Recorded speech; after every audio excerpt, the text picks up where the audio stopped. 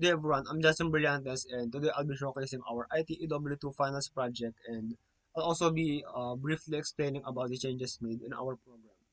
Because as we know last time, we were just storing our data in the local storage, but this time we store them in a database. So because of that, I won't be explaining about the other relevant functions because no changes were made in them. So I'll only be explaining about the ones that shows how we manage our data. So let's start with the show table function. We first establish a connection. So we are using PHP data objects because they're more flexible. So we also create a query that retrieves everything from the products table. We used a prepare statement and we use the PDO method called fetch all and parameter fetch assoc. So it's going to be returning key value pair. We create the products array. And in this file, we also have three classes. So we have the users class, the products class, and then the message or notifications class. So in this time, we created an instance of the product class.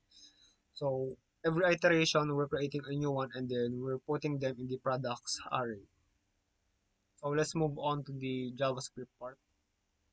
We also have a products array here, and in PHP, we have a method called JSON encode. So what it does is that it translates PHP variables or objects or arrays into usable JavaScript variables, arrays, or objects. So we need that because we're going to be using JavaScript to populate our table. So the things below are just table generation. So let's move on to the next method.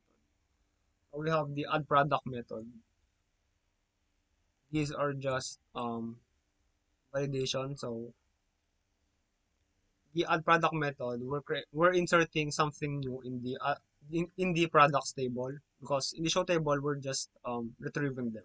So this time we're actually inserting something in the table.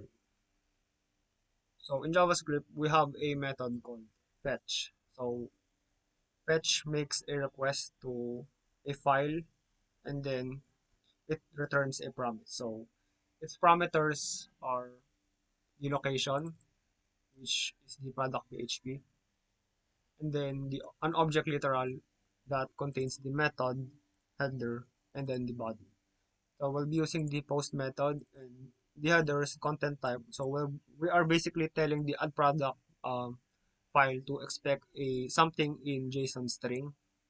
So the body, we put the product object and then we stringify it because that's what we told the add product file to expect. And then we have the promise here. So a promise is something that executes after a request is made. So why use them? So we use them because when we create something in the when we request something, when we make a request, the web page doesn't automatically read that request. So we have to manually add the new row in our um, products table. So everything, even the remove update from the admin will be the same as this one. So I guess that's it for the explanation of the code. So let's move on to the demo. So we're now at the demonstration part of our video. So this is the login page of the program. So let's firstly go ahead and create an account. Although I've already created some dummy data for this demo.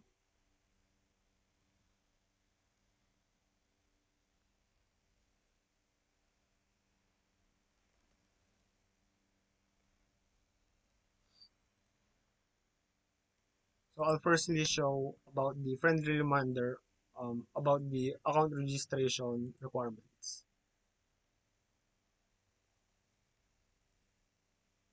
So we've successfully created the account. So let's go ahead and log in.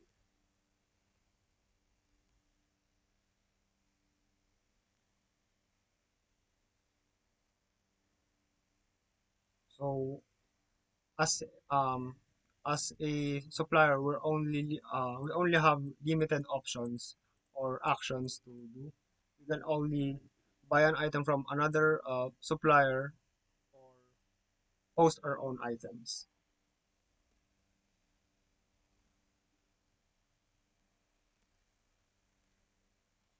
So I've added two items of my own.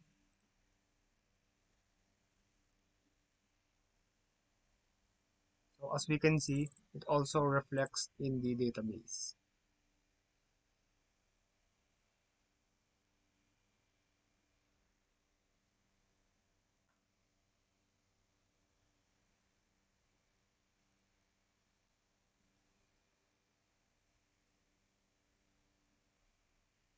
So let's try to buy something from another user.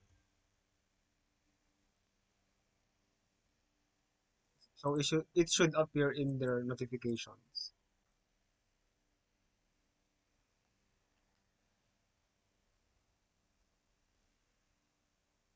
So I forgot to show this earlier. So we also have a reminders here in our login page.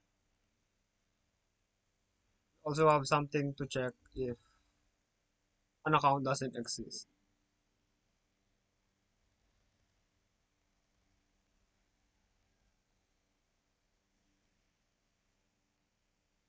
So we are in the other user account. So as you can see, we have here a notification from the other user. You can also let's first check this in the database. So it's right there. You can also clear this. As we can see, everything was gone. We also have the profile section. We can also delete our account. So I'm gonna demonstrate this in the other account.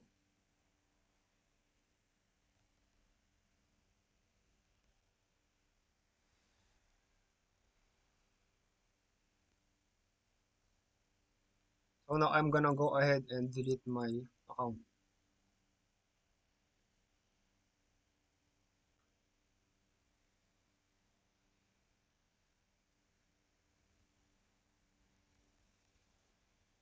So we are now at the final screen. So we're one click away from deleting our account.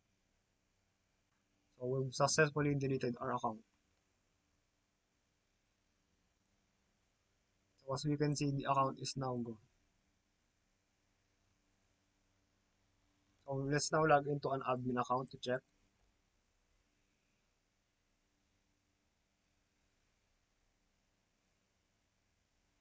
So as we can see, that account's items are also gone. So they're also gone from the users list. So now let's try to delete with the admin account. So I'm gonna be deleting the sample account,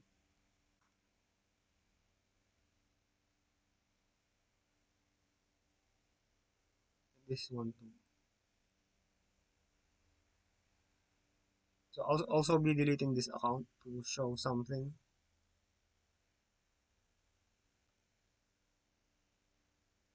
So as we can see, that user's items are also gone. So the remaining items here that has no user, so I deleted them from the database itself, so it didn't get removed.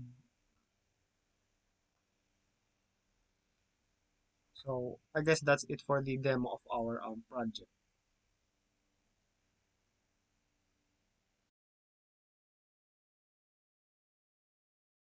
Local greetings, my name is Mark Denzel Anilas and today I will explain to you the add message.php. In this page we check if the method from the forms is equal to post by using the super global variable named request method, and we gonna store the JSON data into the data variable and decode it and transform into a associative array. And here is the code, a way to connect to the database using a PDO. And in this line, we using a query to store a placeholder for the prepared statement. and we will execute the query from with values from the decoded JSON data using the keys, and after that we clean up and stop the script execution. And lastly, the catch will run if there's any error in the try statement, and it will deliver a message to inform the user. And now we're gonna talk about the add product. It shares the same logic with the add message, but it have a few differences compared to the add message. An example of that is the query to insert those products with the quantity and the price. And lastly, the decoding of the JSON. It has more fields than the add message.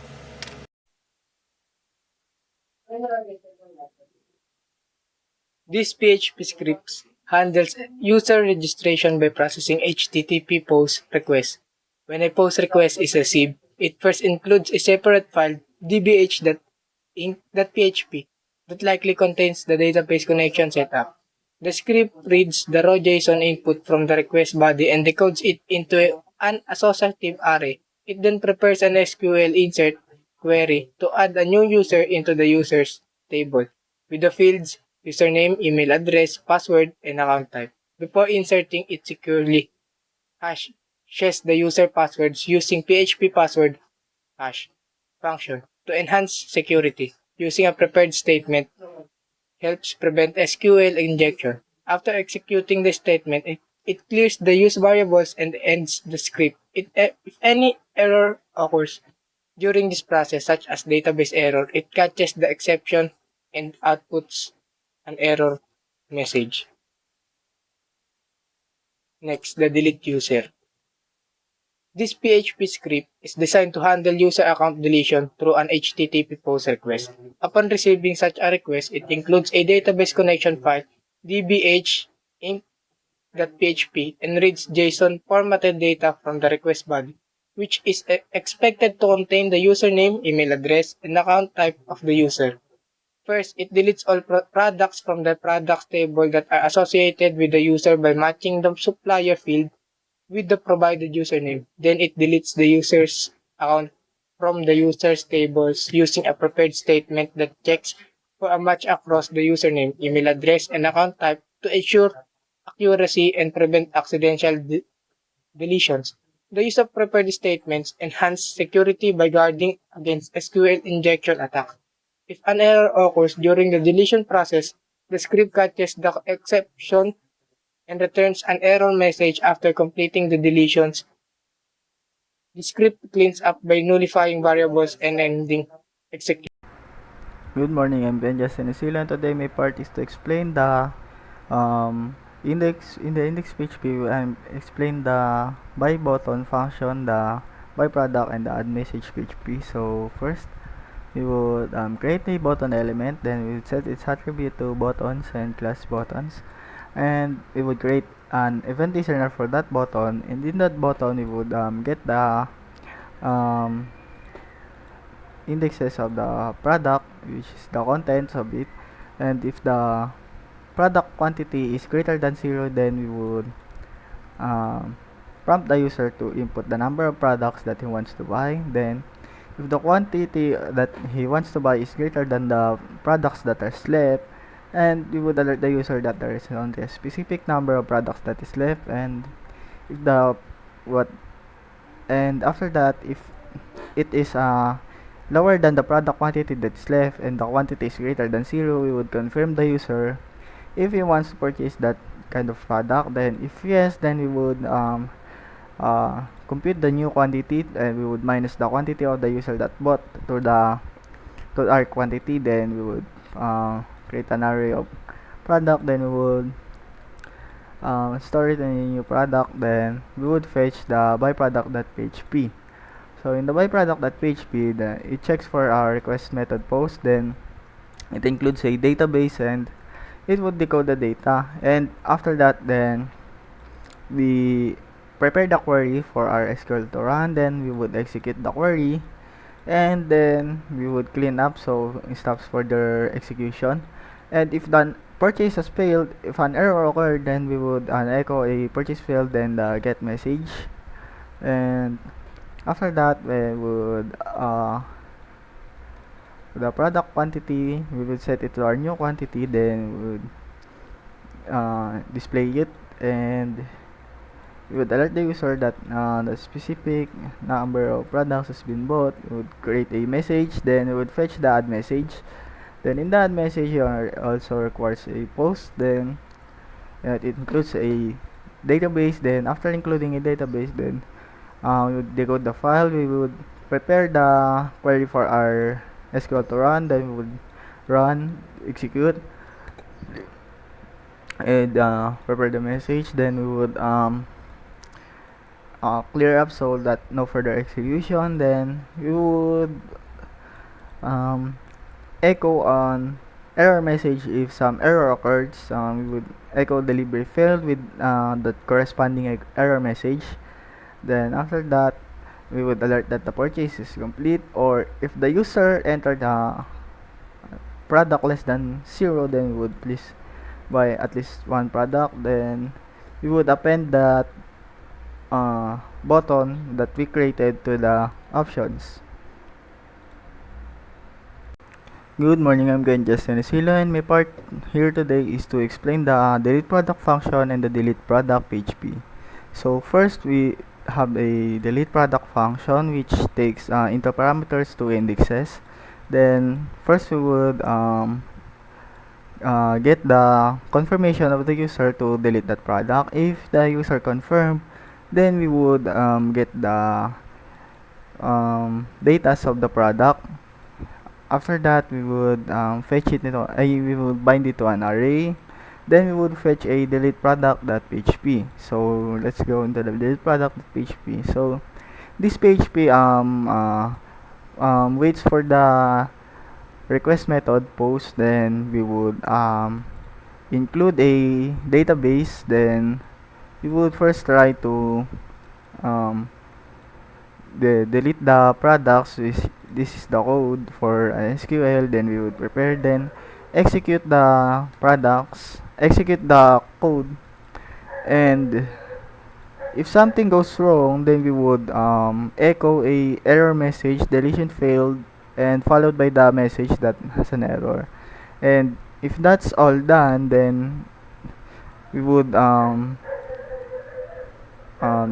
set the table to none and display row style color to blue. Then that's it.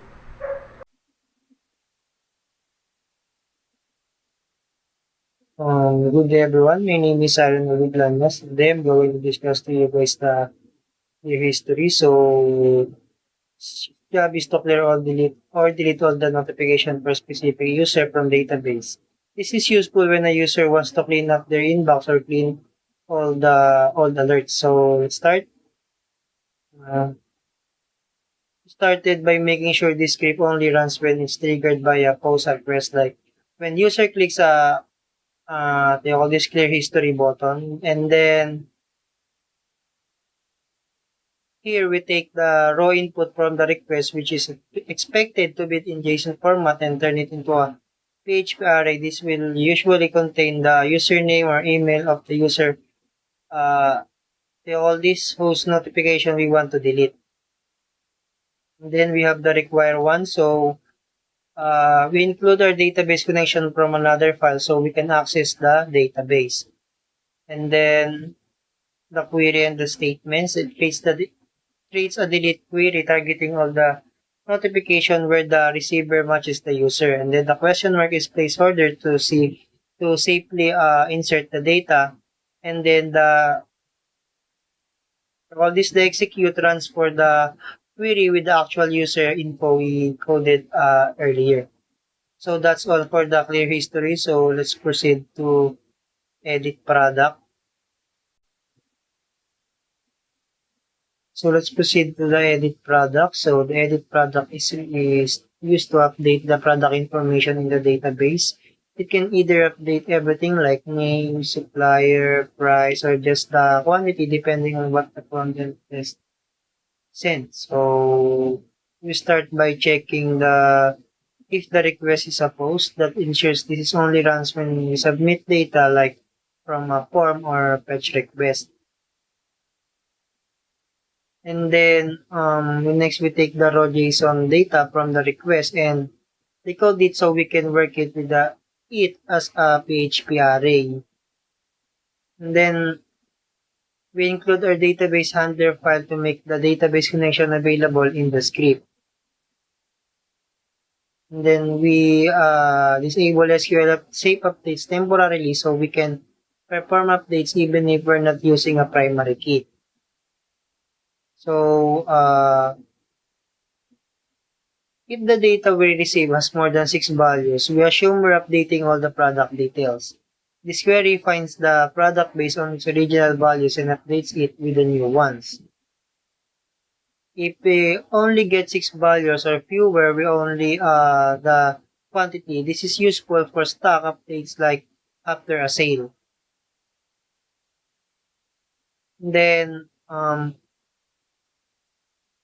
And then in both cases, we use prepared statement for security, then execute the query with the values from our JSON. So that's all. Now greetings, I'm John Legausana. Now let's move on to the edit user, and its main job is to update user information in the database. So first, if the request method is post, this is important because we only want the allow updates when data is sent securely through a post request. This is the part of that. And after that, next it includes the database connection file, this part. And then this gives the script access to the database so it can run queries. Then it reads the raw input from the client using this. Then after that, it converts the JSON data into a PHP array with this line of code.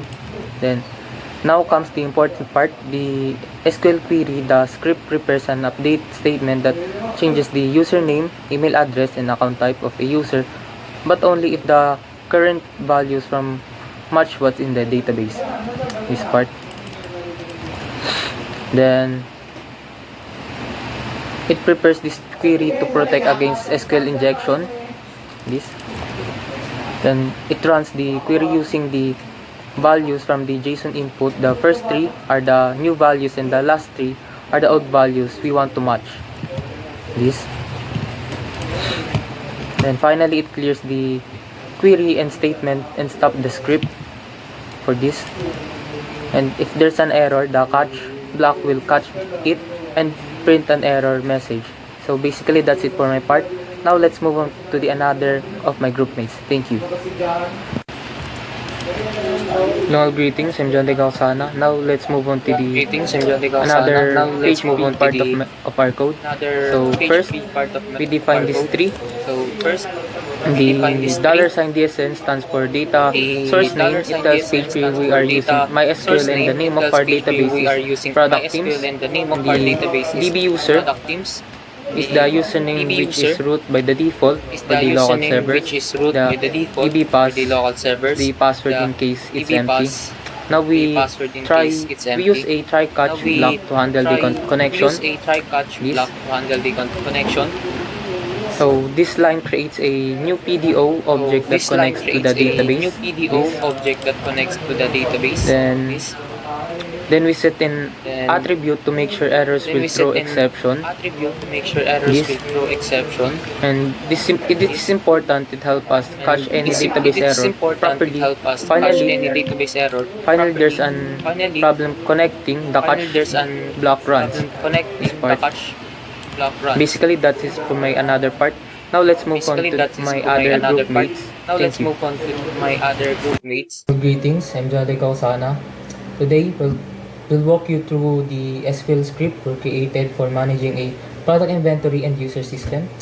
So let's begin. So first, we have a create database. So here we name the database product teams and immediately select it with the use of use command.